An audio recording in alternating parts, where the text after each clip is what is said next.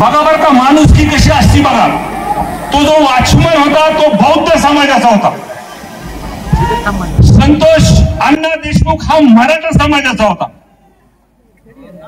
जेव्हा त्या वॉचमनला तिथं मारहाण करण्यात आली, तो खंडीचे हे जे वाल्मिक आंबेडकरांचे हे जे गुंड लोक तिथे गेले होते, त्या वॉचमननी जेव्हा तिथं अडवलं तेव्हा संतोष अण्णा देशमुखनी उघड भूमिका घेऊन तिथं त्या माणसाला अडवलं. तिथं हे सगळ्या गोष्टी केलेल्या आहेत.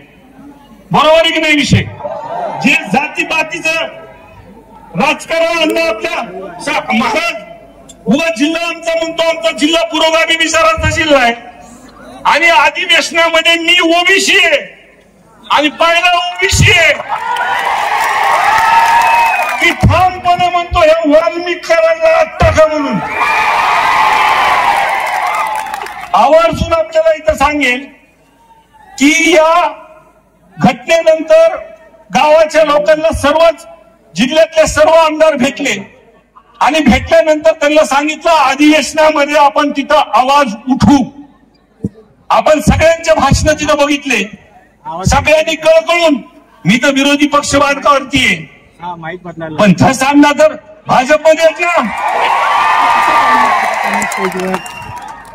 आमचे प्रकाश दादा तर अजितदादाकडे आहेत ना.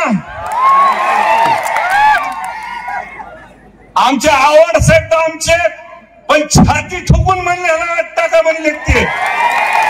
आणि सगळ्यात महत्वाचं की सीएम साहेबाच्या जवळचे अभिमन्यू पवार, मी जेव्हा त्यांना ही घटना सांगितली तर सभागृहामध्ये त्यांनी आमची साथ दिलेली आहे. त्या माणसासाठी एक टाळ्या, सगळ्यांसाठी टाळ्या.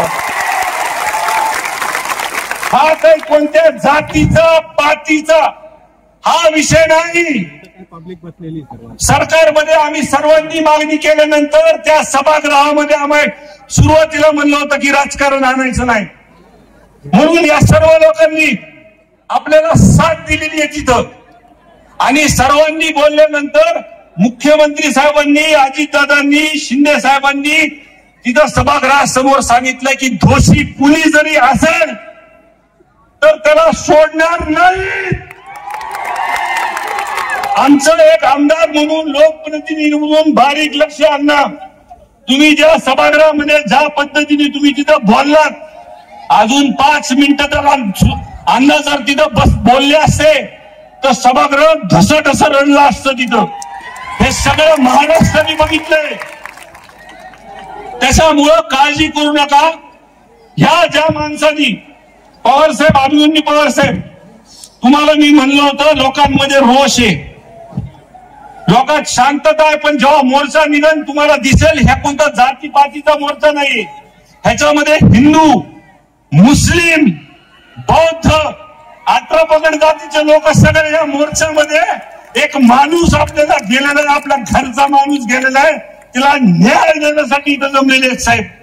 आणि ज्या पद्धतीने सभागृहामध्ये सरकारच्या माध्यमातून घोषणा झाली, एसपी साहेबची बदली झाली, ह्या 2-4 दिवसामध्ये कडक कारवाई होती. हे पण प्रामाणिकपणे आम्ही सांगतो.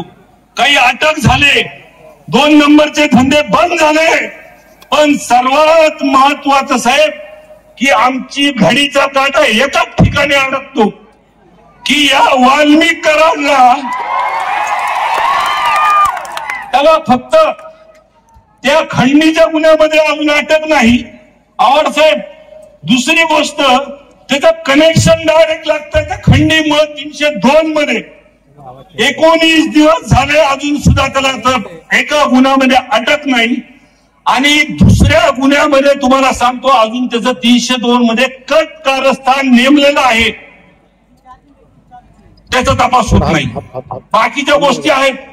आणि मी जेव्हा मतदारसंघातला दौरा केला दसांना आणि दादा, तेव्हा लोकांकडून ही मागणी आली की ह्यांना, ह्या वाल्मिकांना संरक्षण हे जे आहे धनंजय मुंडे साहेबांचं आहे. माझी प्रमुखपणे मागणी आहे की एक, मला बोलून द्या व्यवस्थित. एक तर ह्या केसमध्ये 302 मध्ये खटकार मध्ये त्याचं नाव आलं पाहिजे. वाल्मिक कराडला अटक झाली पाहिजे. ही केस अंडर ट्रायल चालली पाहिजे. ही फास्ट ट्रॅक वर चालतात म्हणून सरकारने जाहीर केलंय.